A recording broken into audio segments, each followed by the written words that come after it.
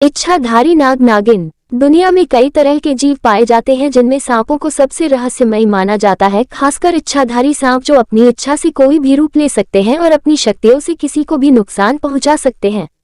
माना जाता है प्राचीन काल में नाग और नागिन एक साथ थे, तभी कुछ शिकारियों ने उन्हें देख लिया। उन्होंने नाग नागिन पर हमला कर दिया, जिस वजह से नाग की जान चली गई और नागिन भी बुरी तरह घायल हो गई। नागिन को बहुत ज्यादा तकलीफ और दुख का सामना करना पड़ा। उसके बाद उसने शिवजी की पूजा की। वह उसकी पूजा से बेहद खुश हुए। उन्हें उस नागिन पर दया आई। उन्होंने नागिन को चमत्कारी शक्तियां दी, जिससे वह कभी भी अपना रूप बदल सकती थी, साथ ही किसी से भी अपनी सुरक्षा कर सकती थी। वह कोबरा प्रजाति की थी। आज भी अगर कोबरा प्रजाति का सांप 100 साल उम्र पूरी कर ले तो उनके पास नागमणि आ जाती है, जिसकी अलौकिक शक्तियों से वह इच्छाधारी बन जाते हैं। कहा जाता है किसी कोबरा के जीवन के 100 साल पूरे करने के बाद स्वाति नक्षत्र की बूंदें उसके मुंह में गिर जाएं तो बाद में यही बूंद विकसित होकर नागमणि बन जाती है।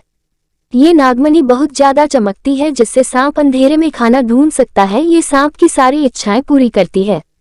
अगर किसी को यह मणि मिल जाए तो वह हमेशा स्वस्थ रहता है, पैसे की कमी नहीं होती है, उसकी इच्छाएं भी पूरी होती हैं।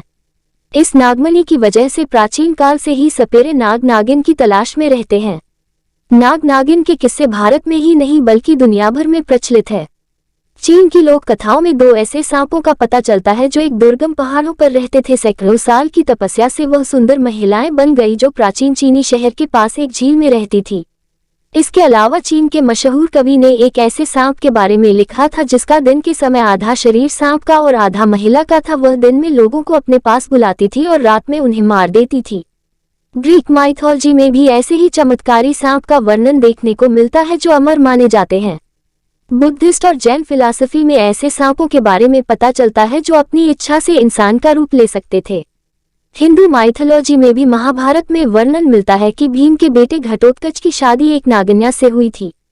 महाभारत में एक और जगह वर्णन मिलता है कि जब अर्जुन इंद्रप्रस्थ से 12 साल के वनवास के लिए गए तो वह पूर्वी क्षेत्र की ओर गए थे।